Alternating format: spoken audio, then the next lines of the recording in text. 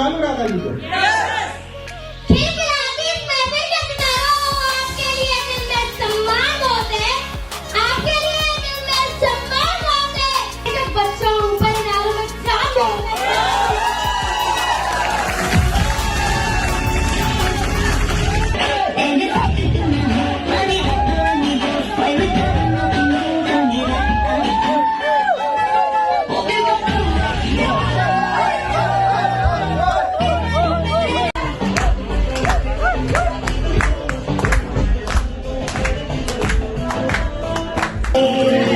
They say it's your own choice. Can you hear my voice? Do you learn?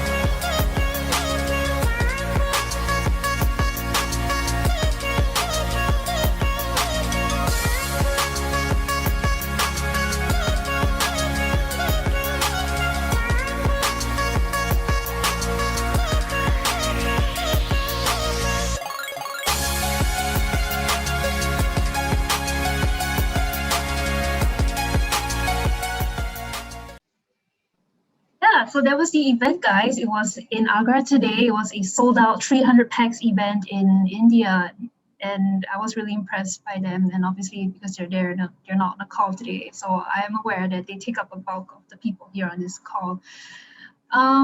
Yeah, so Nicholas is here. You want to just speak to the people here for a little bit? Did you see the leader of the royal team? He was like a king. They were throwing like flowers at him. It was like he was getting married. They were just like throwing flowers. It's really awesome.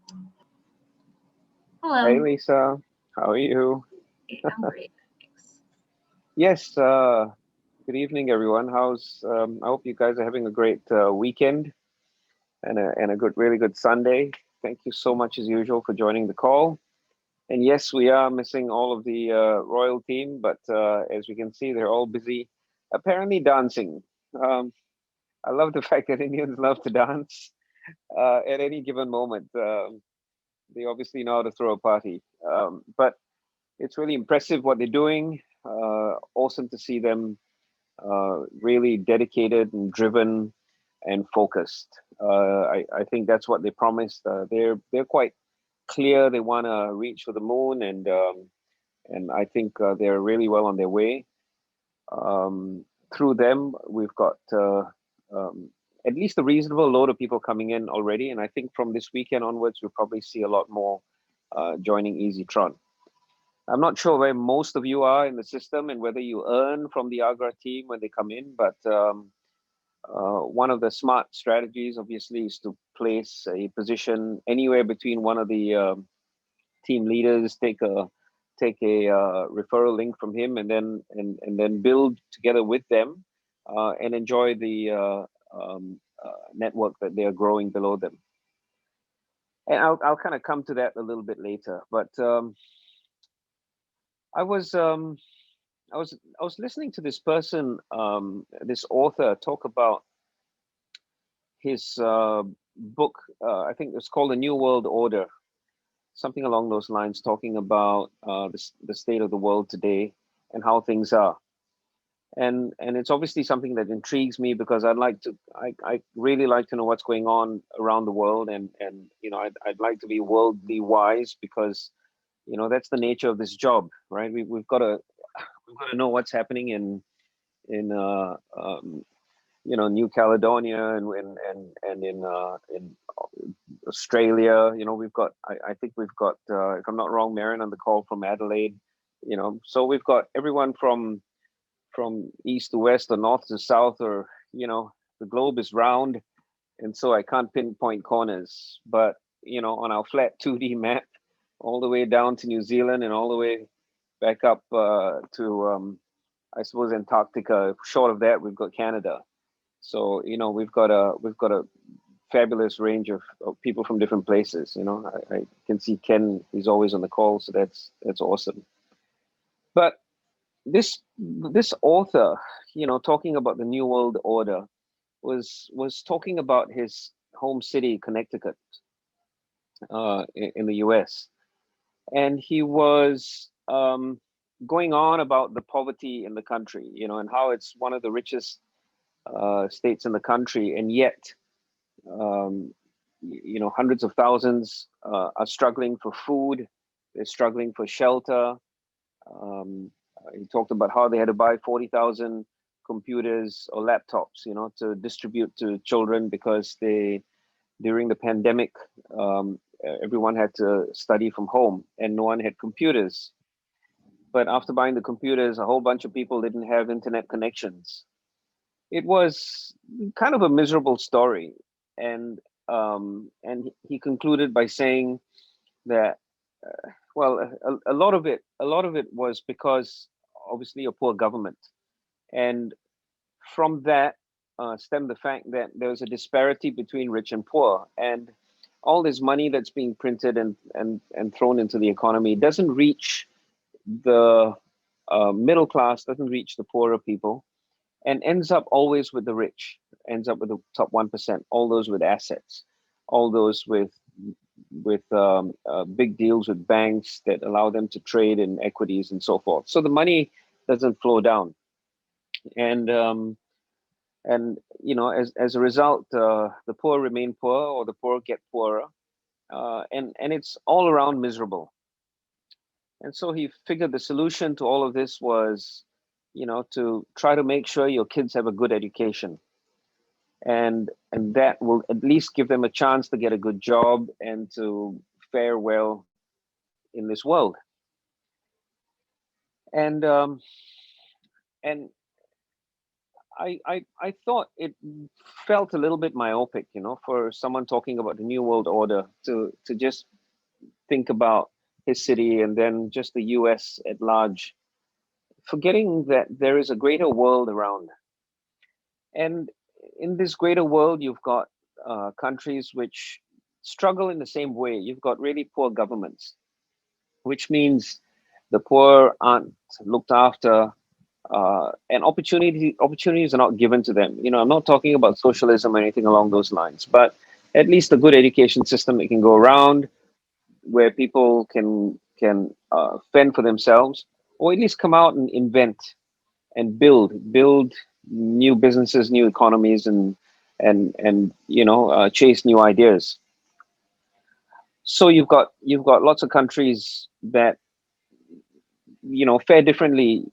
Even India is it's a massive place, and you've got fabulous cities like Delhi and Mumbai, and then you've got poorer places that are hard to reach, that are difficult to get to, and where the standard of living is poorer. India is going through a whole vaccine drive right now, and one of the big tests is the struggle to get the vaccine to remote locations, right?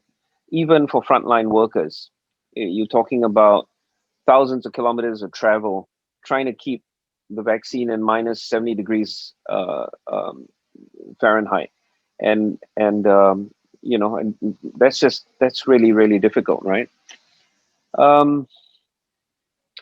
And then there are countries like, where I'm from, where I think we're very lucky where we are in Singapore, and we've got a very large middle class, and we've got a rather wealthy upper class, and it's not just 1%. They form a larger percentage, and there's a very large and reasonably fair distribution of wealth. The rich are very, very rich, and we do have poor. but the poor maybe might be a smaller segment. But everyone has free education, and so um, all the opportunities exist. Uh, um, Joblessness. I think our jobless rate is something like, it's below 5%. I think it's 2 or 3%. So the opportunities are everywhere. And Singapore has got great geopolitical neutrality, which means that today, if you look at it, I think most of the big tech companies in the world are coming here. We've got Google and Facebook, and they've all set up headquarters. We've got Alibaba that has come in a really big way and poured billions of dollars into the country. And Alibaba is a company that wants to hire 100 million people. That's some big, hairy, audacious goal that they've got.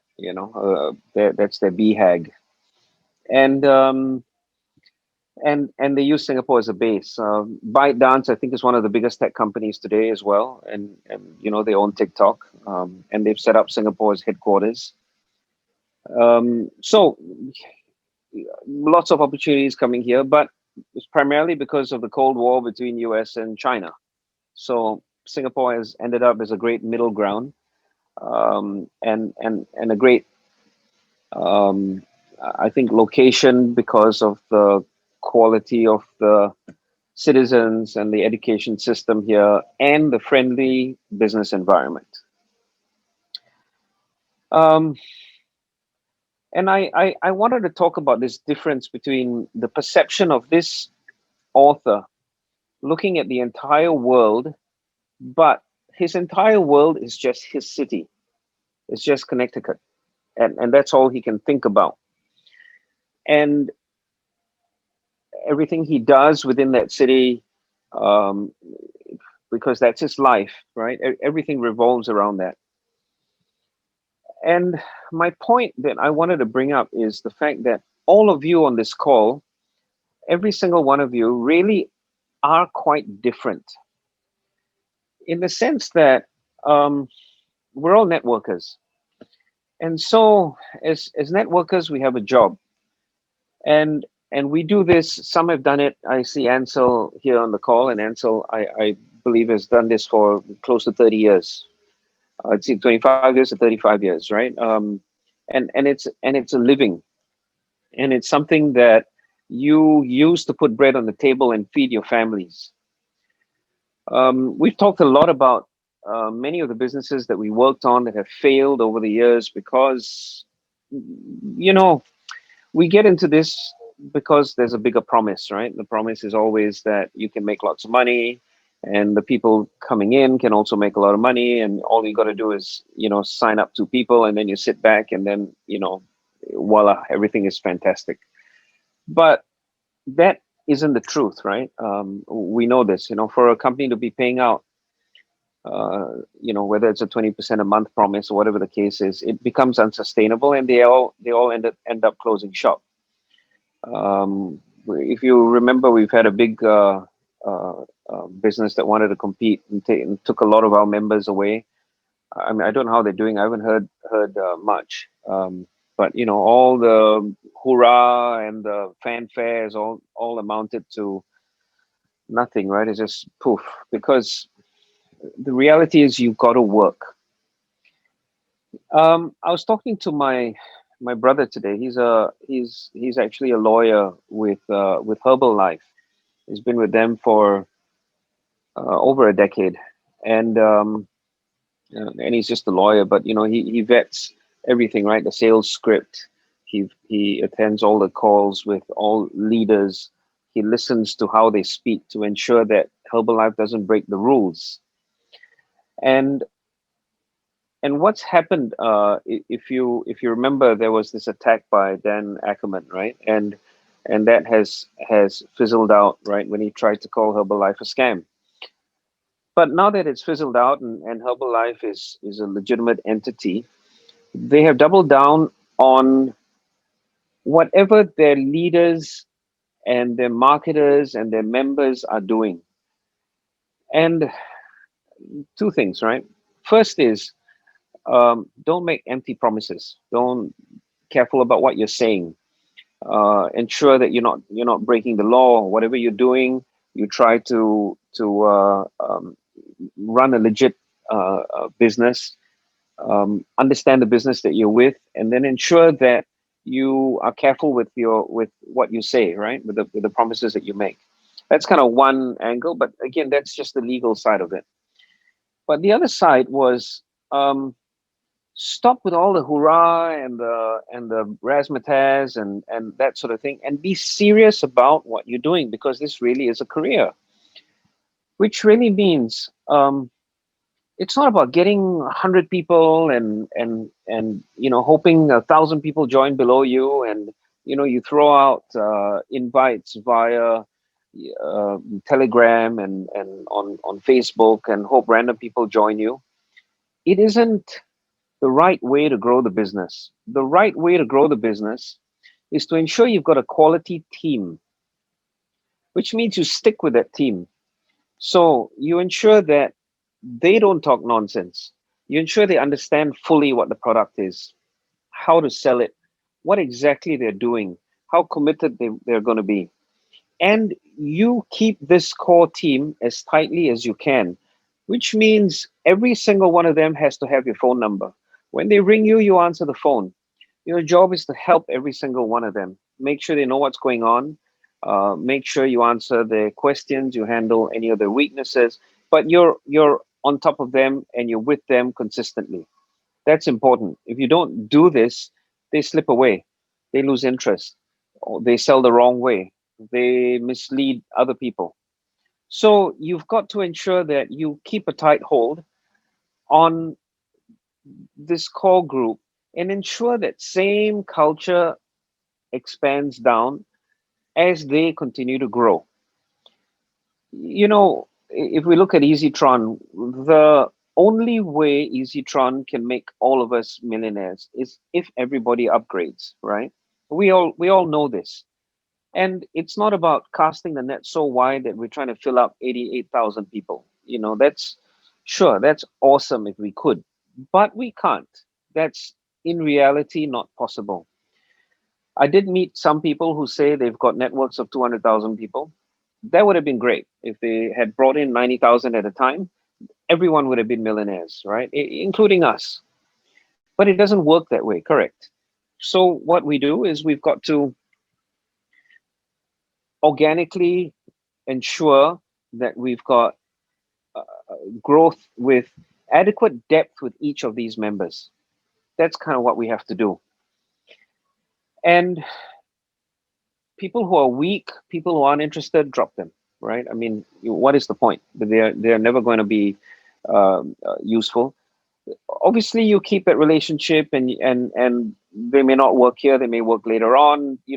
These are also factors, and I understand that. But if you get what I mean, you move with this core team, right? You meet with them often, you have meals, you have events, or you get on Zoom, or you train them. And some of you do this. I see the discipline that comes from Donovan and Lisa, for example, from Brian. I've seen you guys do this, and I know that's what makes you different.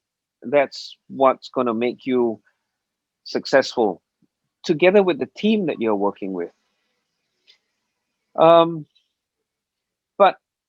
when you do this, ensure that you've got routine. Ensure you build your you've got a checklist and a to-do list, and you attend to this, which means you've got 10 names that you got to follow up with, and then you do follow up.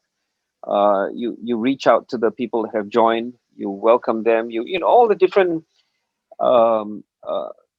things you can do to build the culture that you want, to ensure that people who are inside understand why they're in, and also adopt from you that drive to also build and earn for themselves.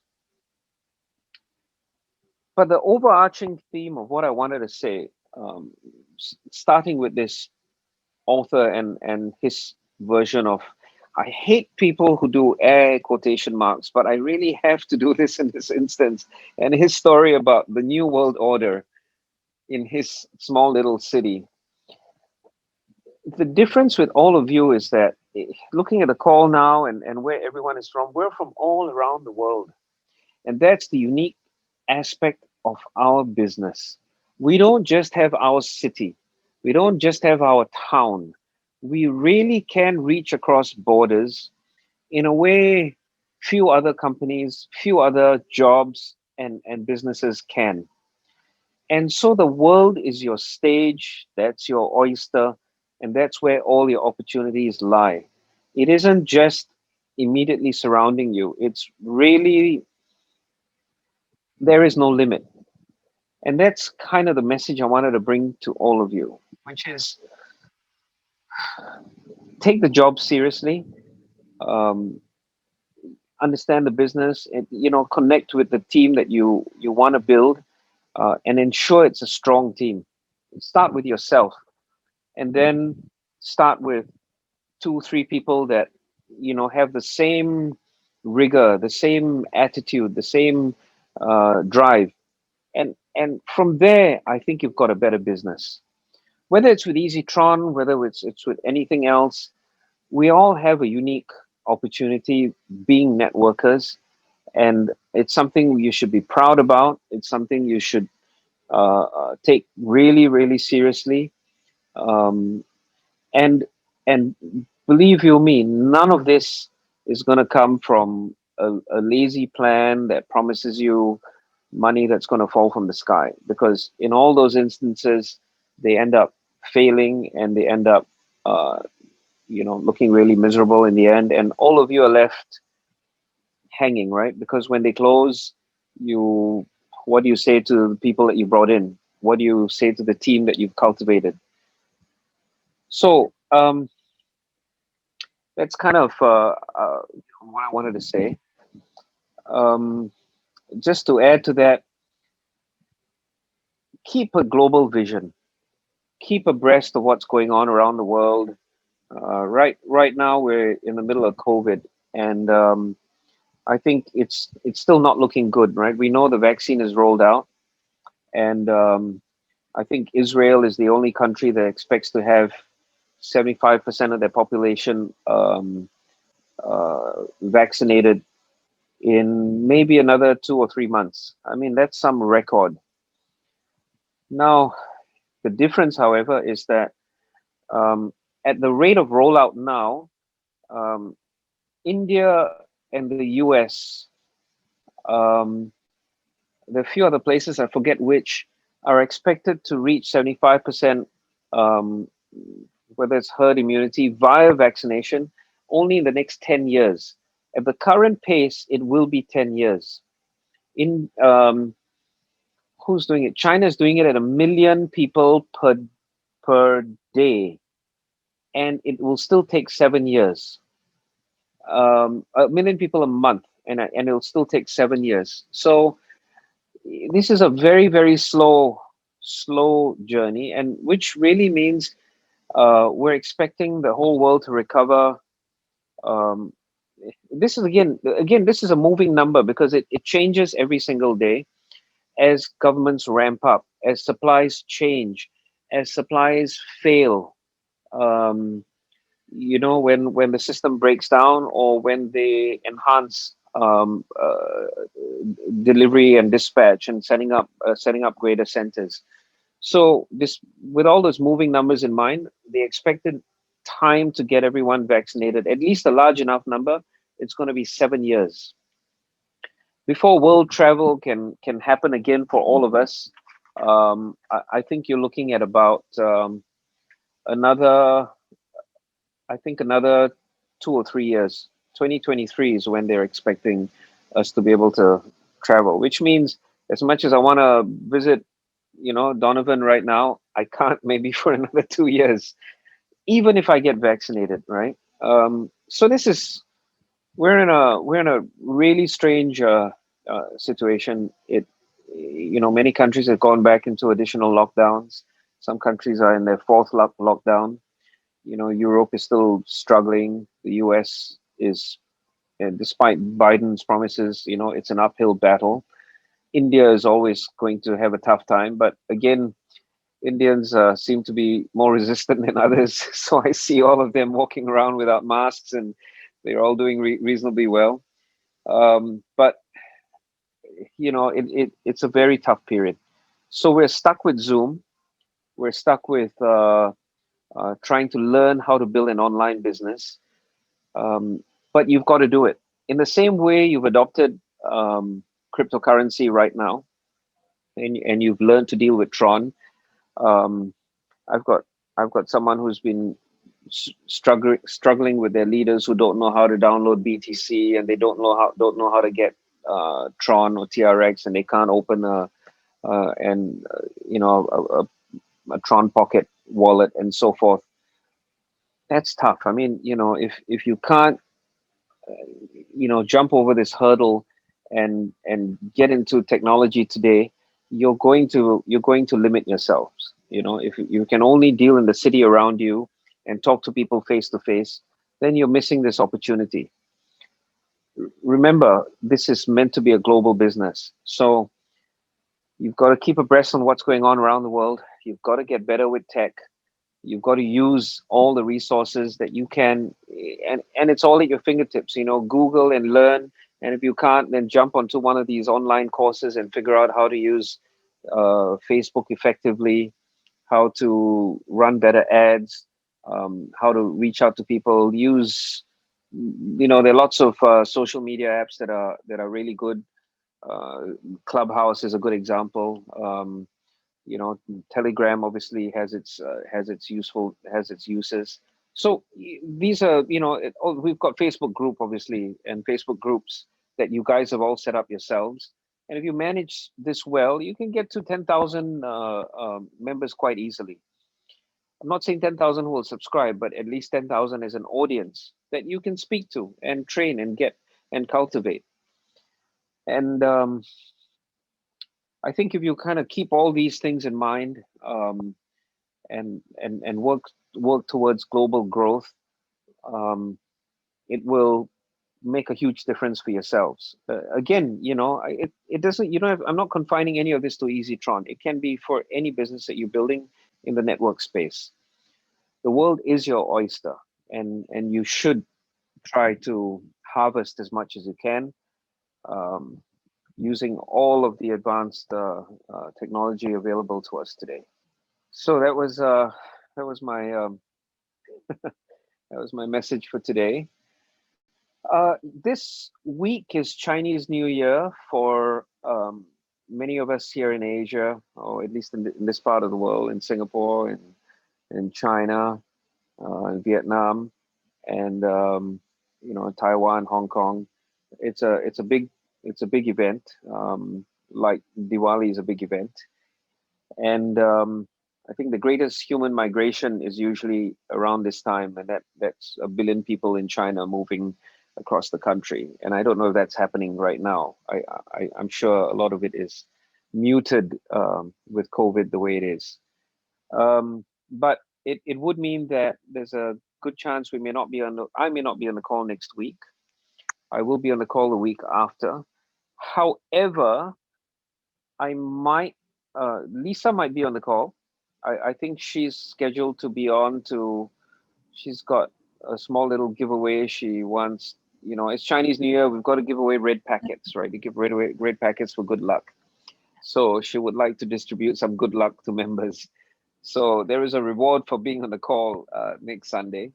But at the same time, we're pursuing something. And again, I made a lot of mistakes in the early months in announcing a lot of changes and developments that we wanted to build, but we struggled to build. And so I don't want to make the same mistake, and I don't want to make any premature announcements. But I do want you to at least sit at the edge of your seats in expectation for something. So I will have an announcement quite soon, and if we're lucky, it will be this Sunday, and then I will come on the call. But otherwise, I'll see you in 2 weeks. But you should come on, because again, Lisa is going to be a little bit like Santorina, and she wants to distribute good luck to some of you. In the meantime, I want to wish those of you who are celebrating Chinese New Year a happy Lunar New Year. And for the rest of you, please have a wonderful week ahead. It was wonderful seeing all of you here again today. Thank you very much. Have a great evening. Enjoy the rest of your Sunday. And back to you, Lisa. I just want to say an happy early Chinese New Year. 恭喜发财，祝梦年累 for those in Vietnam. Looking forward to Chinese New Year already.